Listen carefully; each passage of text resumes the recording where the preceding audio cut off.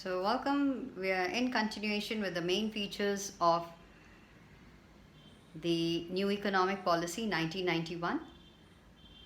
The three were liberalization, privatization and globalization, and in this we are doing liberalization, and in the liberalization we have talked about the financial sector reforms. We finished with that. F, we are going to do I. Now what is I? Industrial sector reforms. So we're going to talk about the industrial sector reforms, and as it is broadly, we know that doing away with licensing and how public sector was, the share of public sector was brought down, and how some of the acts were done away with, like MRTP Act, and how it went to from import substitution to export promotion, and of course small scale sector. So for you just to see, and you already know, you just have to understand it, and maybe I'm going to talk a little more about it. So we're going to do the industrial sector reforms. So important thing was all industries, all the other industries, excepting a short list of about 18 industries, were delicensed, which means no license is required for their setting up. And now their number has even been reduced to 4.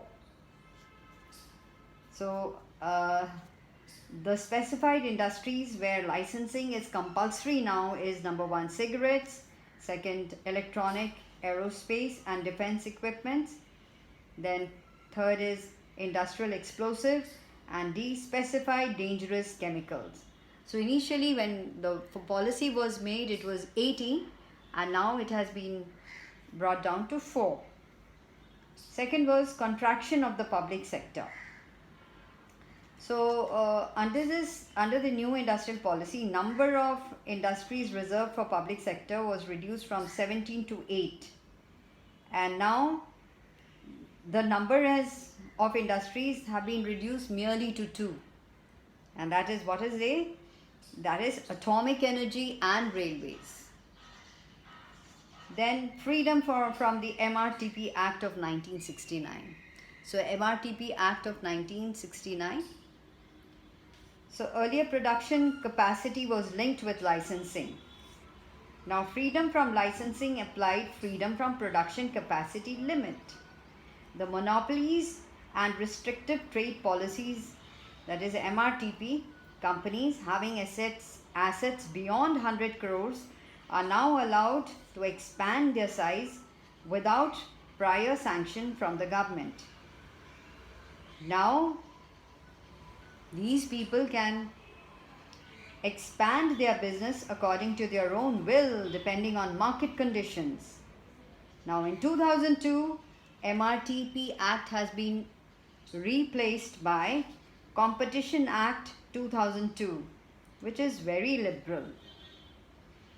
And in place of the MRTP Commission, the Competition Commission of India has started functioning with effect from May 2009. Now the approval of Competition Commission of India is now made mandatory for any mergers and acquisition of the companies. So if anybody who's merging or getting together for any acquiring any other industry, for that it is essential. And in the industrial sector reforms, we also have freedom to import of capital goods and technology. Industrialists are now free to import capital goods to update their technology. Automatic permission will be given for foreign technology agreements in identified high priority industries. And Indian industries are also free to buy raw material from abroad. So that is there. And we also find what is in the industry. So industrial sector, we've seen so many reforms that have come up.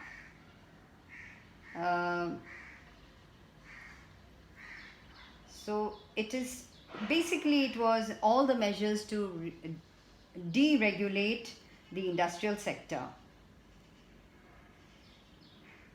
So in this, they've also talked about, let's talk also about the reforms in small scale sector. The Micro, Small and Medium Enterprises Development Act was enacted in 2006. So in this, all the items that were since 2015, any item that was reserved for small scale sector has been de-reserved, that which means that anything and everything can be produced by the small scale sector and the large scale sector. And then we also have what is known as the importance of micro units. Looking at the importance of micro units, the government of India launched the Mudra Bank, which is the Micro Units Development and Refinance Agency. What for? Well, to make funds available to a large number of small entrepreneurs, which by now depend heavily on the local money lenders. So in this way, this will help to increase the income and growth prospects of the micro units. So many of the micro units employing around crores of people. So this is what it is, and maybe we'll talk more about it.